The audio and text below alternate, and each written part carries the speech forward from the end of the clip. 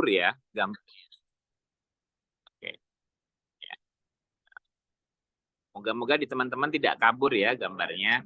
Karena di tempat saya ini agak kabur.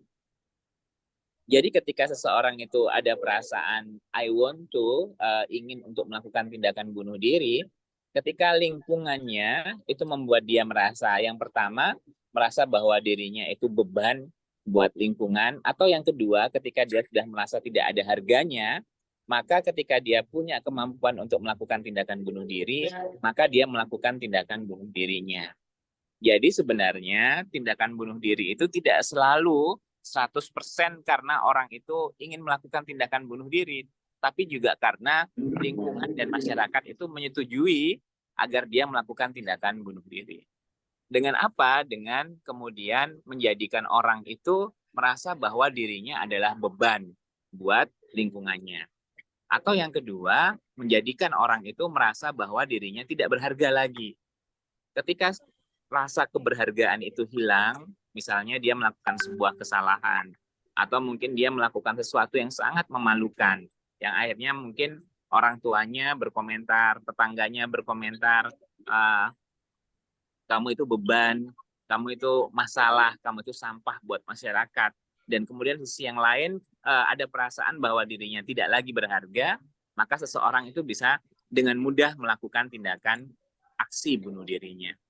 Dan sekali lagi yang seperti aku katakan bahwa orang yang sudah melakukan suicide attempt itu paling rendah dia sudah melakukan percobaan paling sedikit itu sebanyak 20 kali. Dan biasanya dia sudah berusaha untuk mencari pertolongan dengan memberikan tanda-tanda kepada orang-orang di sekitarnya.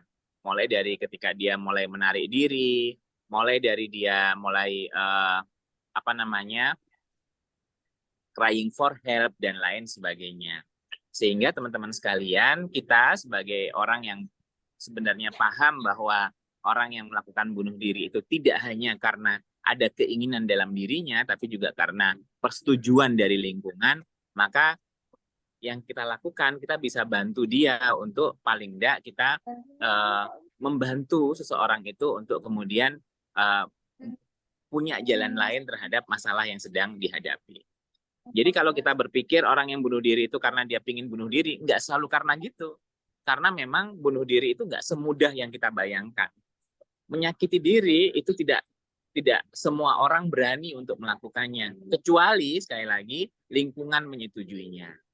Maka dari itu, penting sekali bagaimana ketika seseorang itu di titik terendahnya, yang dia butuhkan itu adalah dukungan dari orang lain, bukan malah sebaliknya. Next. Boleh selanjutnya? Nah, ini udah mulai bagus. Oke. Apa aja faktor-faktor resiko bunuh diri? Yang pertama, yang paling banyak bunuh diri itu terjadi karena seseorang itu mengalami gangguan kesehatan mental. Ya. Yang paling banyak menyebabkan bunuh diri itu adalah adanya gangguan kesehatan mental pada diri seseorang. Ya, bisa karena depresi, ini yang paling sering ya, karena di depresi itu gejala utamanya salah satunya adalah pikiran bunuh diri. Hampir 50% orang yang melakukan tindakan bunuh diri itu karena gangguan kesehatan mental. Dan sedihnya masyarakat kita ini masih menstigma gangguan kesehatan mental. Mulai dari nggak usah ke dokter, nggak usah ke psikiater, nanti paling juga dikasih obat ya, nanti kamu kecanduan. Atau mungkin ketika sudah tahu ada yang sedang depresi dan depresinya itu sedang berat, nggak cukup dengan psikoterapi saja, karena kalau depresi ringan itu yang direkomendasikan dilakukan psikoterapi. Tapi kalau sudah depresi sedang berat, itu sudah seharusnya mendapatkan pengobatan dengan cepat. Ya, seringnya juga nanti kalau kamu minum obat antidepresan ya kamu bakalan kecanduan dan seterusnya, sehingga orang jadi takut sekali untuk kemudian datang berobat atau mengkaitkan depresi dengan misalnya kamu pokoknya memperbaiki ibadah kamu maka nanti depresinya akan hilang, padahal tidak sederhana itu. Depresi juga terjadi perubahan zat kimia di dalam otak yang seperti kalau kayak orang sakit panas disuruh ayo panasnya hilang, ya tidak semudah itu untuk kemudian menjadikan dirinya pulih. 50% faktor resikonya adalah karena adanya gangguan kesehatan jiwa. Kemudian 33% itu sudah ada suicidal thought atau pikiran bunuh diri dan ada rencana. Jadi sekali lagi yang aku sampaikan di depan bahwa orang yang melakukan tindakan bunuh diri paling tidak dia sudah 20 kali berpikir untuk melakukan tindakan bunuh diri. Kemudian ada kondisi krisis yang tiba-tiba terjadi. Misalnya dia sudah lelah dengan banyak hal dan kemudian di satu titik terjadi krisis yang akhirnya menyebabkan dia memutuskan tindakan bunuh dirinya. Kemudian yang 27% adalah masalah-masalah terkait dengan hubungannya dengan pasangannya. Ini juga sangat mudah memicu tindakan bunuh diri. Kemudian 23% itu disebabkan oleh masalah-masalah kesehatan fisik ya, kayak misalnya penyakit kronis, kanker dan sebagainya. Kemudian kita lihat sisanya itu karena masalah terkait dengan obat-obatan dan masalah terkait pekerjaan. Nah, teman-teman sekalian, sebenarnya orang dengan tindakan bunuh diri itu sudah berulang kali memberikan sinyalnya pada orang di sekitarnya. Misalnya dia mengatakan bahwa dirinya ingin mengakhiri ingin mengakhiri hidupnya. Atau kemudian dia sudah menunjukkan mood yang tidak nyaman gitu ya, mulai dari wajahnya, kemudian perilakunya, itu juga sudah sering dia tunjukkan bahwa dia sedang tidak baik-baik saja. Atau perilakunya ya, dia menunjukkan dengan terus-menerus mengurung diri, kemudian tidak banyak berbicara, yang sebenarnya dia sedang crying for help gitu, sedang minta tolong kepada orang lain terkait dengan kondisinya. Next.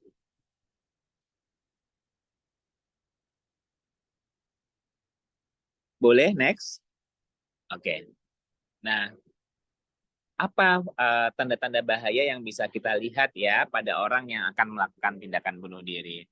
Gejala yang khas sekali adalah kondisi yang putus asa, tidak berdaya, anhedonia, yang biasanya dia tampil, yang biasanya dia tampak di pertemuan-pertemuan, di tempat-tempat yang biasanya ada, dia jadi jarang tampil. Kemudian rasa bersalah, kecenderungannya biasanya orang-orang yang akan melakukan tindakan bunuh diri ini dia minta maaf, ya, kemudian dia berulang kali WhatsApp, sorry ya, aku sudah banyak salah dan seterusnya yang tidak biasa kita lihat. Kemudian adanya kondisi yang kemarahan atau impulsivitas, jadi dia melakukan tindakan-tindakan yang nggak dipikir lagi gitu ya. Kalau misalnya tiba-tiba dia meledak atau mungkin tiba-tiba dia ketika dibonceng tiba-tiba dia lompat ya, impulsivitas yang sering seperti itu menunjukkan bahwa seseorang itu crying for help sebenarnya. Dia sedang butuh untuk dibantu. Nah, apa saja tanda-tandanya? Mulai dari upaya atau khayalan bunuh diri sebelumnya. Jadi dia tiba-tiba datang cerita, aku kok ngimpi ya bunuh diri. Atau mungkin aku kok bayangin ya kalau lompat dari tempat tinggi ini aku akan akan mati dengan segera. Atau ketika dia bilang, aku kok kalau lihat pisau kok ingin ini ya menyayat tanganku ya. Ini sebenarnya ide-ide untuk melakukan tindakan bunuh diri. Kemudian kecemasan, depresi, dan tampak kelelahan sekali. Kemudian tersedia juga alat-alat untuk bunuh diri. Jadi dia sudah tiba-tiba pesan sianida ya melalui online. Atau mungkin dia tiba-tiba pesan racun tikus dalam jumlah yang banyak melalui online. Ini tanda-tanda dia sedang berpikir untuk melakukan tindakan itu. Kemudian dia melihat ternyata orang yang bunuh diri itu kadang sama anggota keluarganya dikasihani gitu. Kayak misalnya mendapat perhatian, kemudian mendapat respon yang baik sehingga kadang dia ngerasa bahwa oh jangan-jangan dengan bunuh diri itu orang jauh lebih peduli sama aku, orang jauh lebih bisa melihat kesusahanku gitu. Nah, kemudian gagasan bunuh diri yang diungkapkan ya, misalnya dia mulai sering ngomong bahwa apa sebaiknya aku bunuh diri aja ya dan seterusnya. Jadi kalau udah ada tanda-tanda seperti itu artinya seseorang crying for help gitu, butuh bantuan. Nggak malah kemudian disuruh, alah jangan mikir kayak gitu, alah gitu aja kok dipikirkan, alah dan seterusnya. Ini berbahaya sekali karena sebenarnya orang itu sedang meminta bantuan dengan memberikan petunjuk kepada kita yang ada di sekitarnya. Kemudian mulai membuat surat wasiat. Ini ya yang paling sering kita temukan. Atau ditandatangani kembali setelah depresi teragitasi. Kemudian krisis hidup seperti duka cita, atau pesimisme, atau keputusasaan yang pervasif. Kemudian juga adanya riwayat bunuh diri dalam keluarga. Ya, tanda-tanda ini bisa dikatakan sebagai faktor risiko seseorang itu bisa melakukan tindakan bunuh diri. Next. Nah, apa yang bisa kita lakukan? Jadi, psychological first aid yang teman-teman sudah belajar sebelumnya, sebenarnya juga bisa kita lakukan ketika ada situasi yang seperti ini datang di sekitar kita. Psychological first aid itu dia tidak hanya berfungsi ketika bencana besar terjadi, tapi juga kita bisa lakukan untuk mengatasi krisis singkat, seperti salah satunya krisis bunuh diri ini. Jadi, psychological first aid itu dilakukan sebelum kita melakukan krisis intervensi, salah satunya terkait dengan tindakan bunuh diri. Kita bisa lihat di situ, psychological first aid itu sama dengan physical first aid atau P3K. Yang di situ kita lakukannya sebelum dilakukan krisis intervensi, atau krisis intervensi itu gambarannya seperti basic life support. Next.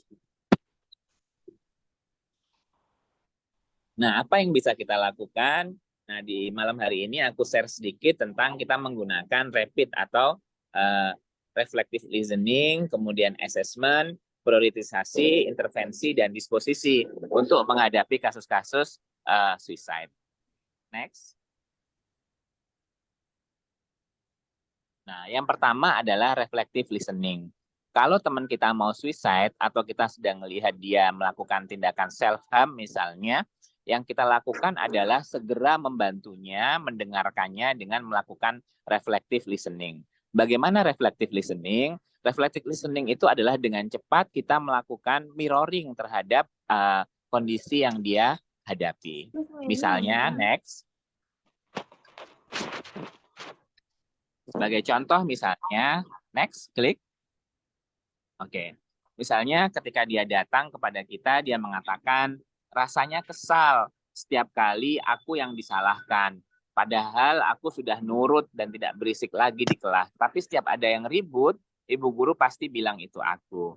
Jadi ketika dia krisis, dia mengatakan ini dan dia ingin melakukan tindakan bunuh dirinya, maka kita bisa membantunya dengan melakukan mirroring atau reflective listening terhadap apa yang dikatakan. Reflektif itu bermakna kita memberikan tanggapan dengan mencerminkan apa yang dia katakan. Kita nggak perlu untuk mencari nasihat atau kemudian memberi motivasi, ayolah kamu bisa, dan seterusnya. Kita cukup merefleksikan apa yang mereka katakan.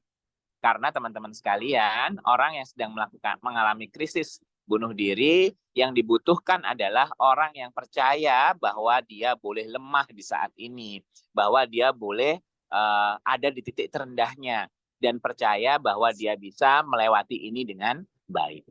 Next. Nah, gimana menanggapinya? Maka kita bisa membantunya dengan menunjukkan mana emosinya dan mana konten dari apa yang dia ucapkan. Ketika itu terjadi, ketika dia datang dan mengatakan, rasanya kesal ya setiap kali aku yang disalahkan. Padahal aku sudah nurut dan tidak berisik lagi di kelas. Tapi setiap ada yang ribut, ibu guru selalu bilang pasti itu penyebabnya aku. Kita bisa menanggapinya dengan melakukan reflective listening, dengan mengatakan, oh jadi kamu kesal ya karena kamu selalu merasa disalahkan. Supaya apa? Apa yang kita lakukan itu membantu orang yang sedang ada di titik terendahnya untuk mengungkapkan lebih dalam lagi tentang perasaannya. Dan supaya dia merefleksikan apakah memang benar secara emosi dia sedang kesal. Dengan seperti itu akan membantu dengan cepat seseorang untuk kembali ke kesadarannya, kembali ke kondisinya bahwa dia sedang baik-baik saja dan tidak sedang dalam kondisi krisis yang sulit buat dirinya. Next. Oke, ini sebenarnya beberapa latihan yang bisa kita lakukan, tapi mungkin lain kali ya, karena memang situasi sedang tidak memungkinkan untuk menerangkan ini. Next lagi, berikutnya. Oke, next lagi. Oke, ini latihan-latihan. Mungkin kalau kita jumpa offline, ini lebih mudah untuk menerangkannya. Ya, next lagi. Oke. Yang kedua, teman-teman, ketika seseorang itu dalam situasi krisis, kita bisa lakukan asesmen dengan cepat. Apakah krisisnya ini sebuah eustress, ya, perasaan ingin bunuh dirinya ini hanya sekedar sesuatu yang membuat dia kemudian bangkit lagi, atau ini sebuah distress, atau sebuah dysfunction, atau ketidakmampuan lagi untuk kemudian bertahan. Jika itu sebuah distress, kita bisa bantu untuk segera menurunkan kondisi distressnya. Tapi jika itu sebuah dysfunction, kita harus lakukan rujukan segera terhadap kondisinya. Ketika dia sudah terlihat tidak berdaya, sudah tidak mampu lagi untuk kemudian menghadapi pikiran-pikiran suicide idenya, maka kita harus segera membantunya untuk mendapatkan pertolongan segera. Next. Nah, sebenarnya ada modul yang bisa kita gunakan untuk menilai kondisinya ini sudah perlu untuk dirujuk segera atau bisa diredakan di situasi yang ada saat itu. Mungkin nanti teman-teman yang ada di sini bisa dibagi PowerPoint-nya karena akan lebih terlihat ketika dibagikan. Next. Oke, itu beberapa skor dan tanda-tanda yang bisa kita gunakan untuk menilai apakah suicide-nya ini sudah suicide attempt, keinginan untuk melakukan tindakan bunuh diri segera, atau masih ide terkait dengan suicide. Next aja, karena di aku tidak terlalu jelas terlihat. Oke, sampai selesai, nanti bisa di-download dan kemudian dilihat terkait dengan bagaimana kita menilainya. Next. Oke, next aja. Oke. Nah, kalau kita sudah melakukan scoring terhadap kondisinya, jika skornya lebih dari 10, maka ia resiko tinggi untuk terkait dengan ide-ide bunuh dirinya. Biasanya kalau dalam kondisi seperti ini, kita harus segera merujuknya. Yang kedua, jika resikonya sedang, 4-9, maka dia bisa kita bantu untuk segera meredakan kondisi distresnya. Kita ambil alat-alat atau hal-hal yang memungkinkan dia segera melakukan tindakan bunuh dirinya. Jika resiko rendah, skornya 0-3, itu artinya dia bisa kita tinggalkan, tidak perlu pendampingan. Next. Kemudian kita lakukan prioritasisasi ya. Apa itu? Yaitu kita nilai apakah ada hal-hal yang masih dia butuhkan. Seseorang ketika dalam kondisi krisis, dia juga harus terpenuhi kebutuhan-kebutuhan dasarnya. Kita lihat ketika dia sedang stres berat seperti itu, apakah tersedia makanan atau minuman di sekitarnya. Kalau misalnya itu tersedia, kita lihat apakah dia sudah cukup merasa aman. Ya, biasanya kita bisa membantunya dengan memberinya selimut atau membuat dia merasa bahwa dirinya sedang dipeluk atau di dalam kondisi terlindungi oleh orang lain. Kemudian apakah dia juga sudah mendapatkan perasaan bahwa dia dibutuhkan, berharga, dicintai oleh orang lain, dan kemudian apakah harga dirinya tidak mengalami gangguan. Ketika itu terjadi, maka kita bisa berikan bantuan berdasarkan prioritas, mulai dari kebutuhan dasarnya, kemudian memberikan rasa aman dengan memberikan selimut, tempat yang lebih tenang, dan kemudian meyakinkan dia bahwa dia berharga dan dicintai. Next. Oke. Ini beberapa kondisi resiko tinggi ya ketika pasien tidak dapat ditangani secara aman dengan perawatan yang biasa dilakukan. Jika resiko tinggi, maka pasien harus segera kita lakukan rujukan ya ke tempat kesehatan jiwa terdekat. Next. Ini resiko sedang ya. Kita mungkin masih bisa melakukannya, membantunya dengan cara segera mengurangi hal-hal yang dapat memicu tindakan bunuh dirinya semakin kuat. Dan yang terakhir, next, adalah resiko rendah ya. Dalam kondisi ini kita bisa mendampinginya tanpa mungkin dengan bantuan ahli. Next.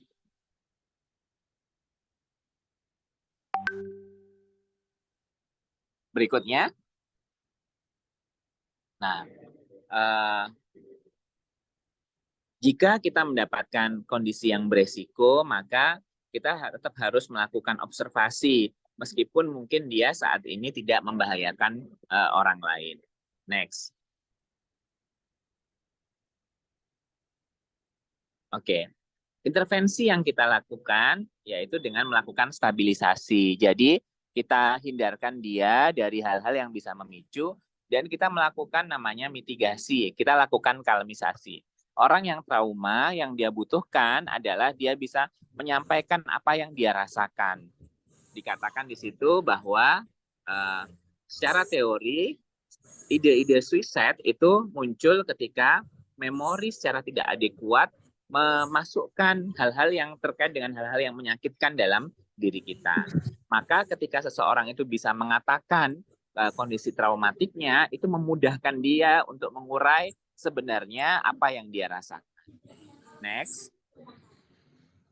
Nah, ini beberapa hal yang bisa kita bantu ketika seseorang itu sedang dalam kondisi krisis. Mulai dari kita membantunya dengan square breathing atau kita memberikan bantuan berupa progressive muscle relaxation. Mungkin di lain waktu ketika kita bisa offline, kita bisa latihan bersama untuk melakukan square breathing dan PMR ini. Next. Jika kita bisa meredakan kondisinya, yang terakhir adalah disposition atau rujukan. Rujukan ini berfungsi untuk membantu ketika kondisi akutnya terselesaikan, dia bisa menuju ke short term crisis intervention dan kemudian ke kondisi yang long term untuk penanganannya. Karena sekali lagi, ide bunuh diri itu sebuah penanda, ya, penanda apakah seseorang itu memiliki gangguan depresi atau mungkin dia mengalami gangguan kepribadian dan kemudian suicide-nya itu bentuk seeking attention-nya, ya, atau yang lainnya. Jadi suicide itu adalah sebenarnya sebuah bentuk, sebuah tanda bahwa seseorang itu sedang membutuhkan bantuan dari orang lain. Menurut teori, beberapa yang harus diwaspadai itu adalah kondisi-kondisi yang dia justru cenderung menghindari seseorang. Jadi berdasarkan teori dan berdasarkan pengalaman, ternyata orang-orang yang melakukan tindakan suicide setelah dia melakukan krisis bunuh diri, kecenderungannya dia menarik dirinya. Maka ketika ada gejala-gejala avoidant atau menghindari pertolongan, maka sebenarnya dia yang paling membutuhkan pertolongan itu. Next. Jadi teman-teman sekalian, yang paling dibutuhkan seseorang ketika dia mengalami sebuah krisis yang itu mengarah pada tindakan bunuh diri, dasarnya adalah dia butuh perasaan bahwa dirinya berharga. Butuh banget bahwa dia boleh salah, dia boleh gagal, dia boleh tidak bisa melakukan hal yang diharapkan lingkungan terhadap dirinya, tapi kemudian dia butuh satu orang saja yang percaya bahwa dia boleh gagal, boleh kalah, boleh lemah, dan dia diyakinkan bahwa dia bisa melewati ini dengan baik. Karena di luar sana yang ada adalah orang-orang yang nggak pernah percaya bahwa dia bisa ngelewatin ini dengan baik. Paling banyak justru orang-orang yang melakukan toxic positivity. Ayolah kamu bisa, kamu hebat. Jarang sekali orang yang kemudian datang, duduk dan mengatakan, memang ini berat, memang ini nggak mudah, memang ini melelahkan. Jarang sekali orang-orang yang memvalidasi ketidakmampuannya atau kegagalannya atau titik terendahnya. Padahal memang kita harus kuat, tapi sesekali lemah itu bukan sebuah kesalahan. Yang kedua, ketika dia sudah merasa bahwa dirinya berharga, yang dia butuhkan adalah perasaan bahwa dia bisa untuk melewati peristiwa yang tidak mudah ini. Teman-teman sekalian, banyak sekali di antara kita yang seringkali ketika seseorang itu gagal, ketika seseorang itu salah, ketika seseorang itu melakukan sebuah aib yang sangat buruk, kita selalu berpikir bahwa dia akan gagal selamanya, bahwa dia akan mengulang lagi kesalahannya, bahwa dia akan melakukan lagi aibnya. Padahal teman-teman sekalian, semua orang itu butuh kesempatan kedua. Oleh karena itu, orang-orang yang melakukan tindakan suicide, percobaan bunuh diri ini, yang mereka butuhkan adalah orang yang percaya bahwa meskipun dia salah, meskipun dia gagal, meskipun dia melakukan banyak hal yang mungkin tidak bisa diterima, tapi kita percaya bahwa dia mungkin sekali untuk memperbaikinya. Perasaan bahwa dia bisa memperbaiki kesalahannya itu akan membantu orang-orang yang dalam kondisi krisis bunuh diri untuk kemudian bangkit dari kondisi krisisnya. Yang ketiga adalah perasaan bahwa dia bisa mengambil keputusannya sendiri, independensi. Ya, ketika dia merasa bahwa dirinya berharga, kemudian dia bisa ngelewatin ini dengan baik, maka dia butuh untuk dipercaya bahwa dia bisa ngelewatin ini dengan baik, bahwa dia bisa ngambil keputusannya sendiri. Dan puncaknya, jika tiga hal ini bisa dimiliki oleh seseorang, maka dia akan membentuk sebuah tujuan akan hidupnya. Ketika ini muncul, maka seseorang yang akan melakukan tindakan suicide bisa kita cegah untuk melakukan tindakannya. Karena dia akan menemukan makna kenapa titik terendah ini terjadi dalam hidupnya. Next.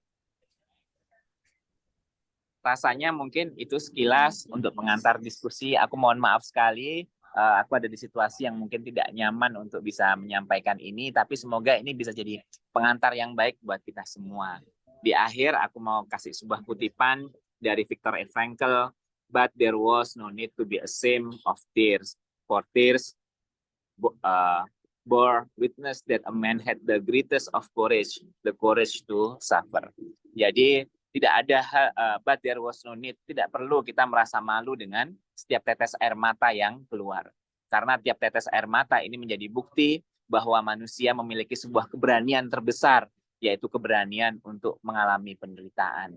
Jadi teman-teman sekalian, ayo sama-sama kita bantu teman-teman kita di sekeliling kita sama-sama hilangkan stigma terkait dengan kesehatan jiwa. Mereka yang datang ke ahli kesehatan jiwa bukan berarti mereka lemah secara iman, bukan berarti mereka memalukan, bukan berarti mereka tidak layak untuk kemudian hadir di muka bumi. Bantu mereka untuk mencari pertolongan sehingga kejadian yang bisa dicegah ini bisa kita cegah bersama-sama.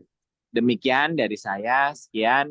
Semoga jadi pengantar yang baik untuk diskusi malam hari ini. Assalamualaikum warahmatullahi wabarakatuh. Waalaikumsalam warahmatullahi wabarakatuh. Terima kasih banyak kepada Dr. Catur atas pemaparan materinya yang Masya Allah keren banget ya terkait pembahasannya bahwa dari jenis-jenis faktornya, lalu ternyata mereka juga memberikan tanda gitu, tanda bahaya gitu ya teman-teman. Nah, mungkin di sini teman-teman sepertinya sudah ingin bertanya gitu mengenai pemaparan materi pada malam hari ini. Saya kasih kesempatan untuk teman-teman bertanya untuk 3 orang tercepat. Silakan untuk raise hand atau bisa lewat chat.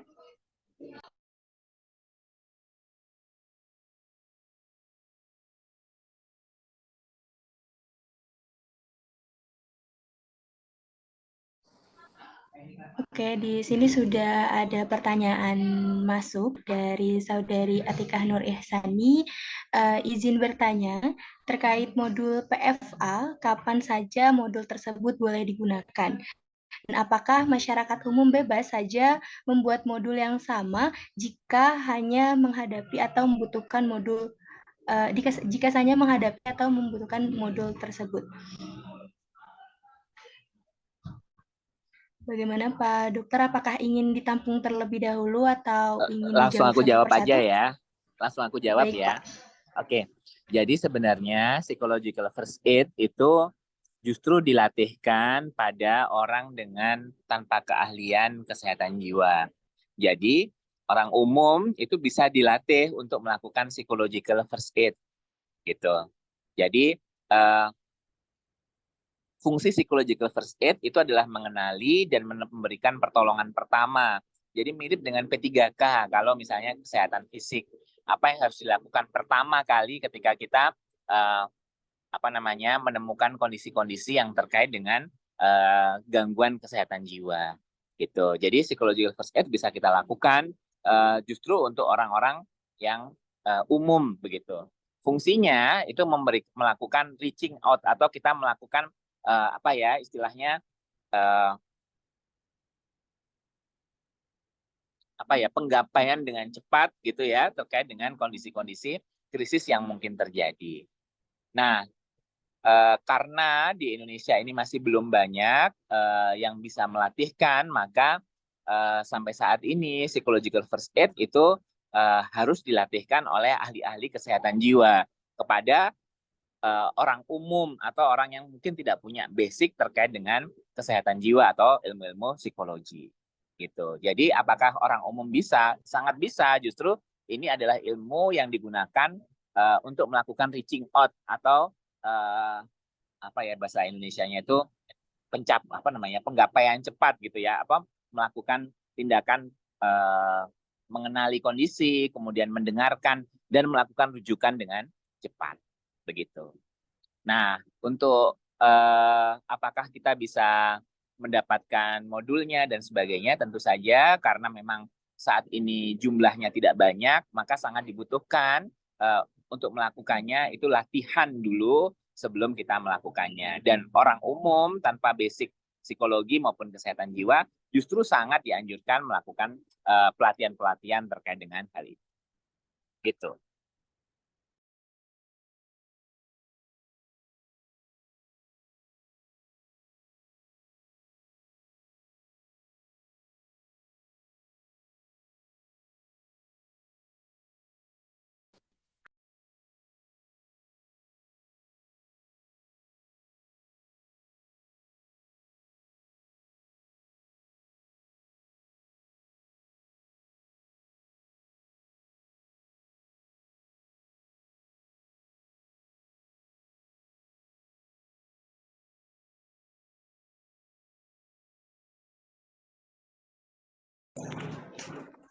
Tapi diminum.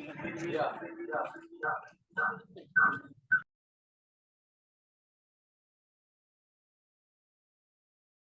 Oke, baik. Terima kasih banyak Pak Dokter atas penjelasannya. Mungkin juga ini juga terdapat banyak banget ya teman-teman yang antusias ya untuk bertanya mengenai materi pada malam hari ini. Untuk pertanyaan kedua, ini ada dari saudara Emanuel dari Solo. Izin bertanya dok, apa yang harus kita lakukan jika bantuan yang kita berikan ditolak?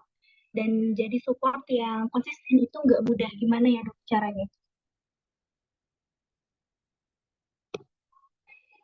Baik, ketika seseorang itu mengalami kondisi krisis, memang hampir selalu dia menolak bantuan. Ini ya. Jadi mereka yang mengalami krisis itu seringkali insight-nya atau daya tiliknya menurun, sehingga kecenderungannya dia akan menolak bantuan. Nah, apa yang harus kita lakukan? Yang pertama tentu saja kita jangan pernah memberikan bantuan seorang diri. Jadi pastikan kalau memang krisisnya sedang terjadi, artinya dia sedang sangat ingin melakukan tindakan suicide, maka jangan pernah menolong sendirian. Sebisa mungkin kalian bersama beberapa orang. Artinya ada saksi dan kemudian kalian juga tidak akan kebingungan sendirian. Yang kedua, memberikan support yang konsisten itu berat. Oke, setuju banget. Oleh karena itu sebenarnya support itu harus dilakukan dalam bentuk tim. Nggak bisa support itu kita lakukan orang per orang ya. Karena kalau orang per orang nanti jatuhnya jadi kayak robot ya. Kalau orang per orang nanti jatuhnya jadi kayak support pribadi, private support itu justru sangat tidak dianjurkan. Jadi support itu sebisa mungkin dalam bentuk tim ya. Sebenarnya kita untuk misalnya teman-teman Mahare Sigana, kalau kita nanti bisa lakukan tindakan rencana tindak lanjut, kita bisa buat semacam helpline atau link yang itu kita bisa memberikan bantuan itu lebih komprehensif gitu ya. Jadi bisa jadi sebuah line telepon tertentu yang kita bisa memberikan bantuan mulai dari telepon pre-hospital sampai kemudian kita memberikan bantuan ke sebelum masuk ke dalam rumah sakitnya. Tentu saja itu akan sangat membantu sekali orang yang sedang dalam kondisi krisis ya, ketika pikiran-pikiran itu sudah kayak tidak bisa lagi dihentikan. Begitu. Nah, tadi pertanyaannya, sebentar.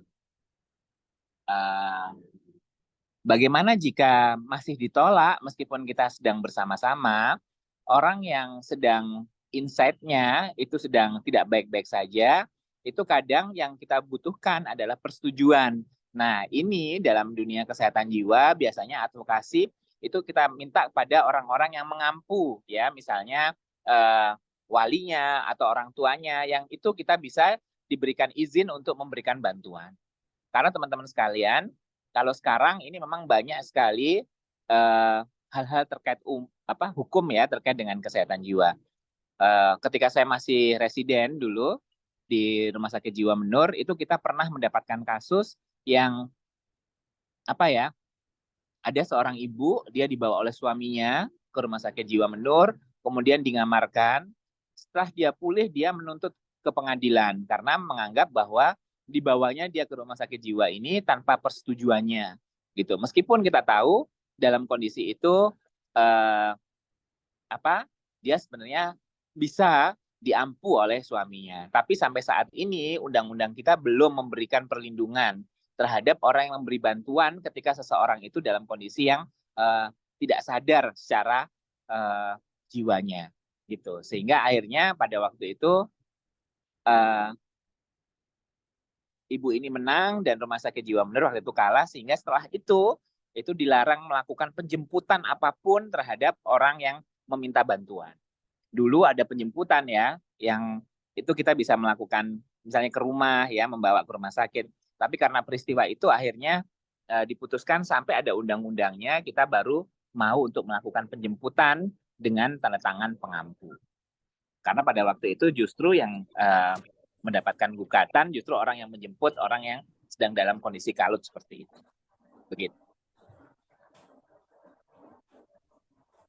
Baik, Semoga dokter. menjawab ya. Ya, insya Allah sangat menjawab, dok. Ya. Selanjutnya ini kita ada pertanyaan. Seperti yang kita ketahui ya, dok, bahwa media sosial ini berperan penuh gitu untuk dapat kita jadikan sebagai media edukasi untuk teman-teman mengenai kesehatan mental. Seringkali informasinya ini dapat membuat teman-teman ini jadi lebih aware, namun tidak menutup kemungkinan memunculkan self-diagnose gitu, dok. Lalu bagaimana kita sebagai orang awam untuk menanggapi hal tersebut, dokter? Ya, memang setuju ya. Aku kalau media sosial ini jadi kayak orang yang punya kepribadian yang obsesif juga akhirnya semakin obsesi ya, semakin self diagnose, semakin menduga-duga diagnosa apa yang terjadi pada dirinya. Nah, apa yang bisa kita lakukan? Tentu saja kita sebagai orang-orang yang memahami bagaimana menyampaikan literasi dengan benar, tentu saja juga harus aktif secara sungguh-sungguh ya di media sosial gitu. Jangan sampai justru orang-orang yang mereka tidak punya basic atau evidence base terkait dengan suicide ini yang justru lebih aktif dibandingkan kita. Kadang-kadang kita juga sedih ya, maksudnya ketika ada orang yang aktif misalnya di TikTok atau mungkin di Instagram, malah ada yang komentar, lu kok dokter kok mainnya kayak gitu, atau kok psikolog kok mainnya kayak gitu dan seterusnya. Padahal sebenarnya yang membahayakan justru orang yang tanpa ilmu kemudian dia lebih aktif lagi di media-media itu, sehingga orang akhirnya jadi self diagnose dan ujung-ujungnya seringkali malah ya akhirnya mungkin kalau yang paling berbahaya justru memicu tindakan suicide-nya ketika dia merasa bahwa mungkin semakin putus asa atau semakin membuat dirinya tidak nyaman. Oleh karena itu, kuncinya sebenarnya sebisa mungkin orang-orang yang paham dan tahu ilmunya itu juga aktif juga di media sosial, sehingga yang didapatkan masyarakat itu adalah hal-hal yang benar, yang positif, yang akhirnya membuat mereka bisa terbantu. Kurang lebih begitu. Mungkin nanti ada yang mau tambah. Boleh. Baik, dokter. Selanjutnya ada pertanyaan penutup ya, dok, untuk malam hari ini. Dari Mbak Sukma, izin bertanya, dok, bagaimana kita menyikapi ketika orang terdekat kita malah bilang, ngapain berobat, gitu, ngapain ke psikolog, makanya sholat, diperbaiki, gitu. Gimana, dok, tanggapan yang harus kita berikan terhadap perkata-kataan tersebut, dok? Ya, memang ini PR berat kita semua ya, untuk kemudian mendidik masyarakat kita memahamkan. Jujur ya, kalau boleh dibilang pada waktu orang-orang Eropa itu masih makuin kepala karena merasa bahwa ketika seseorang itu mengalami depresi, gangguan jiwa itu ada roh jahat di dalamnya. Para cendekiawan kita di awal tahun 800-an, 900-an itu sudah ada Al-Balkhi yang menemukan tentang OCD, ada Ibnu Sina yang memperkenalkan pertama kali hubungan antara otak dengan psikologi. Jadi teman-teman sekalian, kalau boleh dibilang sekarang itu rasanya jadi kebalik gitu loh, kalau boleh dibilang ya. Dulu ketika orang Barat itu masih sibuk mengeluarkan roh jahat dari kepala, kita sudah sedemikian luar biasa. Kok sekarang malah kebalikannya gitu ya, kita yang malah mensimplifikasi hal-hal yang terjadi. Malah kita tidak menemukan sunatullah apa sebenarnya yang terjadi ketika seseorang itu mengalami depresi.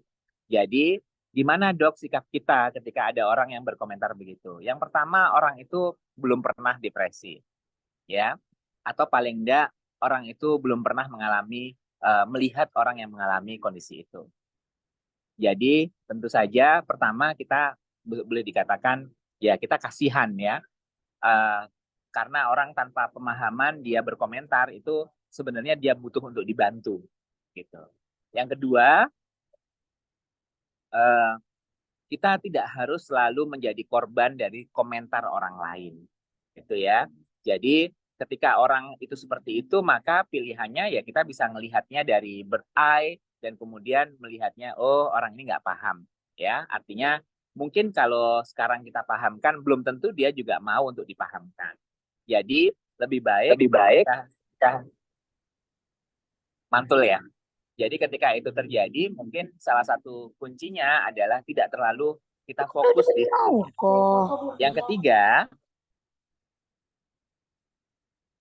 ketiga, bantu orang-orang yang seperti ini untuk bertemu langsung atau kemudian mungkin membaca literasi yang dari sumber yang benar sehingga dia bisa mendapatkan informasi yang benar.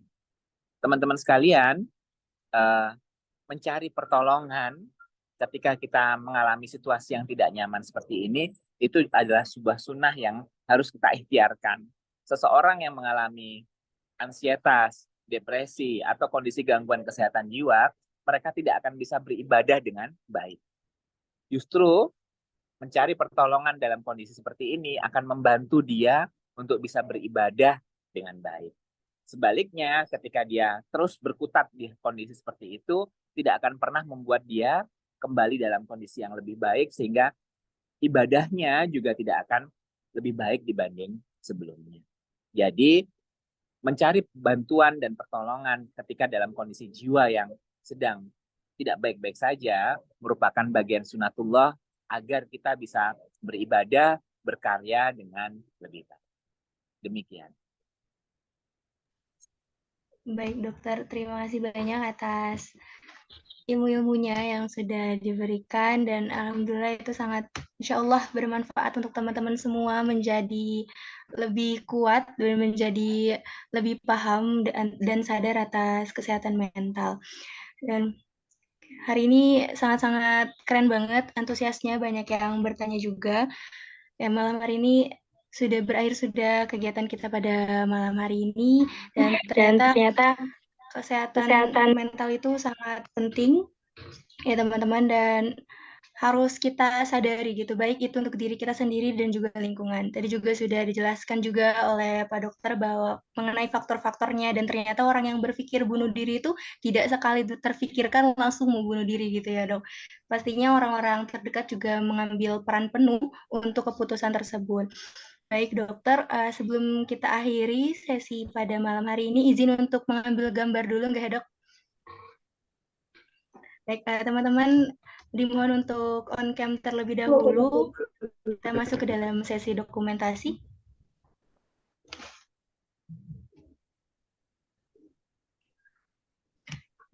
Mohon untuk operator diarahkan.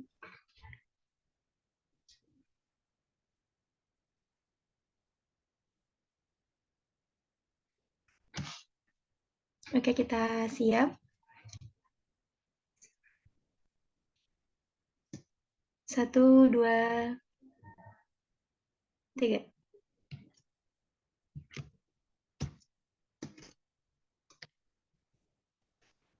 Oke, baik. Terima kasih banyak Pak Dokter atas kesempatannya yang sudah sharing-sharing pada malam hari ini.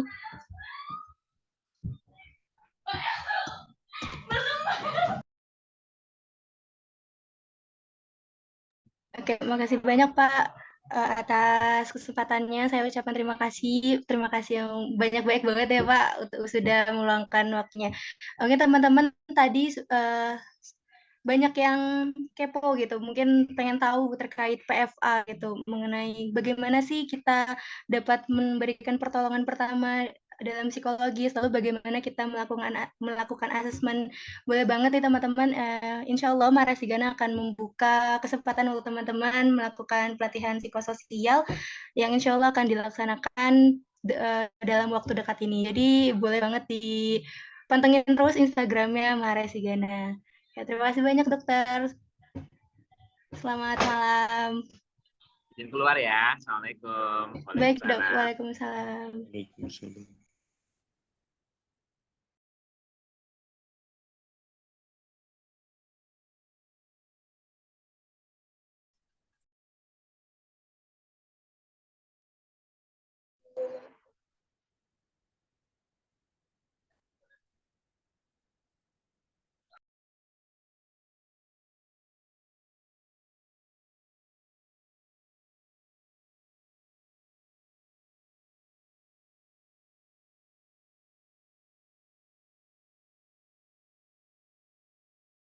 Makasih ya Iif.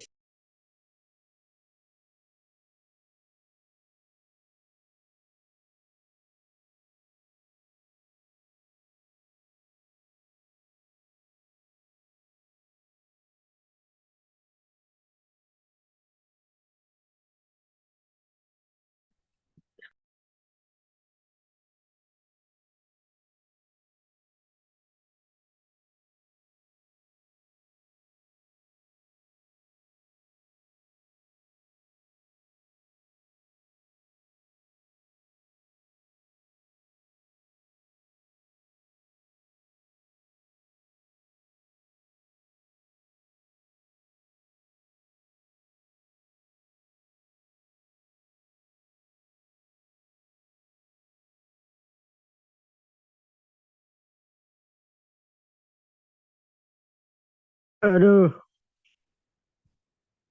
aduh.